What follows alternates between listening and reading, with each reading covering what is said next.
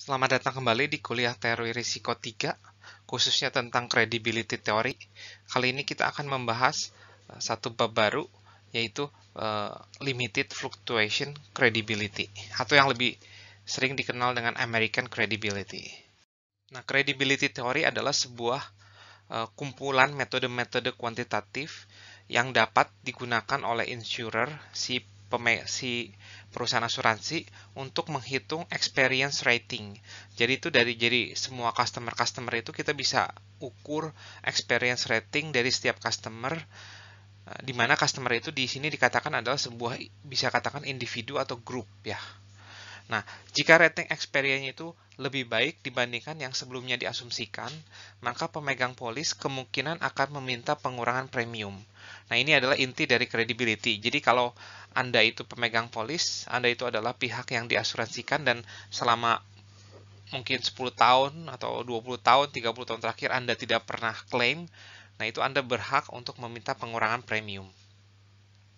Nah, sebenarnya jika ada sebuah experience rating yang bagus, si insurer, si perusahaan asuransi itu akan dihadapkan pada dua situasi berikut ini. Apakah rating experience itu tuh terjadi karena random variation saja gitu? Atau emang rating experience dari pemegang polis itu memang benar-benar lebih baik gitu. Jadi misalkan ada satu kumpulan grup gitu ya. Nah, asumsi dasar dari sebuah perusahaan asuransi itu adalah central limit theorem, di mana ada yang klaim sekarang, ada yang klaim besok, ada yang klaim tahun depan. Nah, itu dikumpulkan, nanti rata-ratanya itu adalah sebuah distribusi normal. Nah, tapi seandainya ada satu orang di situ tuh yang sebenarnya itu berbeda gitu dari grup itu. Jadi harusnya dia nggak ada di grup itu. Nah, itu tuh adalah kasus kedua. Jadi rating experience dari pemegang polis itu tuh benar-benar lebih baik gitu. Jadi dia seharusnya tidak ada di grup itu. Nah, jadi kalau semuanya ada di grup itu artinya rating experience dari pemegang polis itu hanya karena random variation. Tapi kalau dia bukan ada di grup itu, berarti dia ada di grup yang berbeda, berarti rating experience dari pemegang polis itu benar-benar lebih baik. Ada beberapa approach atau pendekatan dalam memodelkan sebuah credibility theory. Ya, kita hari ini kita akan belajar limited fluctuation credibility, kemudian di bab selanjutnya adalah greatest accuracy credibility ya pada tahun 1967, dan yang ketiga itu empirical model. Itu artinya itu karena di kenyataannya di lapangan itu kita nggak bisa pakai teori ya, jadi kebanyakan kita harus data, kita harus estimasi parameter. Nah, itu adalah yang terjadi di empirical model. Nah, cuman di bab ini kita akan belajar limited fluctuation credibility yang sering disebut juga dengan American credibility. Nah, pendekatan ini adalah pendekatan pertama dalam memodelkan isu credibility. Walaupun banyak yang berpendapat bahwa pendekatan ini tuh tidak terlalu matematik gitu. Jadi kekuatan matematikanya tuh kurang. Nah, pendekatan ini tuh akan memberikan sebuah metodologi, sebuah keputusan gitu, sebuah cara untuk menentukan apakah si insurer itu akan diberikan full credibility atau partial credibility atau no credibility sama sekali. Apa itu full partial credibility akan dibahas di slide selanjutnya.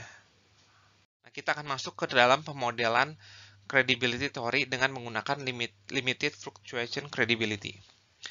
Nah, jadi asumsi pertamanya itu misalkan X1, X2, Xn itu adalah besarnya klaim dalam bukan N tahun tapi N periode terakhir ya. Jadi satu periode itu bisa 1 tahun, bisa 1 bulan, bisa 1 minggu ya. Tapi intinya kita punya kumpulan-kumpulan klaim dalam N periode terakhir.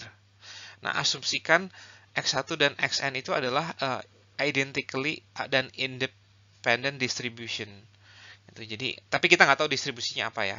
Nah, cuman kita tahu bahwa mereka itu identical dan independent. Jadi, ekspektasi dari masing-masing X1 sampai Xn itu sama, yaitu mu, dan variansinya juga sama, yaitu sigma kuadrat. Nah, kita bisa mendefinisikan variabel random rata-rata dari X1 sampai Xn, yaitu X bar. Nah, untuk menentukan premi di tahun depan atau di periode berikutnya, kita bisa pakai X bar atau kita bisa pakai M, suatu nilai atau suatu nilai di antaranya. Jika kita pakai X bar, berarti artinya kita percaya banget dengan dengan si nasabah ini, si klien ini gitu. Karena kita percaya data-data X1 sampai Xn itu kredibel banget gitu. Jadi kita bisa pakai premi untuk tahun depannya ya X bar. Atau kita bisa pakai M. M itu tuh adalah manual premium. Jadi itu sebuah premi yang ditentukan bukan berdasarkan history data, tapi berdasarkan expert judgment dari si perusahaan si asuransi. Dia bisa memodelkan dengan distribusi tertentu sehingga dia dapat M gitu. Nah, atau suatu nilai di antaranya gitu. Nah, jadi kalau data-data X1 sampai Xn itu adalah tidak kredibel, berarti kita bisa pilih M gitu untuk jadi premi tahun depan atau periode berikutnya. Tapi kalau data-data X1 sampai Xn itu adalah kredibel sekali gitu, maka kita bisa pilih X bar. Ya.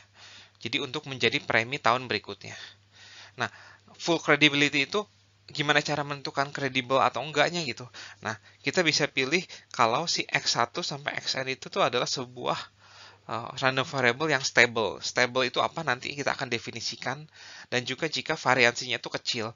Jadi karena kalau terlalu bervariasi, si perusahaan asuransi juga akan menanggung risiko yang tinggi ya. Tapi kalau variasinya kecil, risikonya nggak terlalu besar. Nah, kemudian ada pilihan berikutnya itu yaitu partial credibility, yaitu yang merupakan kombinasi linear dari X bar dan M gitu ya. Jadi kalau X barnya itu misalkan 1000, M-nya itu 2000. Nah, partial credibility itu adalah ini alpha dikalikan 1000 ditambah 1 min alpha dikalikan 2000. Nah, nilai ini tuh pasti akan berada di antara 1000 dan 2000 ya. Oh, alfanya itu di antara 0 dan 1 ya.